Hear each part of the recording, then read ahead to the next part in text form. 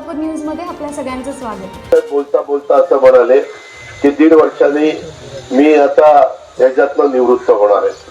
वयाचा विचार करता त्यांनी कदाचित तो विचार केला असेल। 1.5 वर्षांनी पवार साहेब थोडेसे रिटायर झाले तर बारामतीचा जिराज भागाचा या परिसराचा कारभार पुढे नेटाने कोण नेऊ शकणार। मला तुम्हाला भावनिक करायचं नाही। त्याच्या संदर्भामध्ये बोलताना साहेबांनी असं सांगितलं 30 वर्ष मला दिली, 30 वर्ष अजितला दिली, आता 30 वर्ष पुढच्या उमेदवाराला द्या। माझं म्हणणं असं आहे की साहेबांनी 30 वर्ष जरी केलं तरी साहेबांनी पुढे 30 वर्ष हे केंद्रामध्ये काम केलं।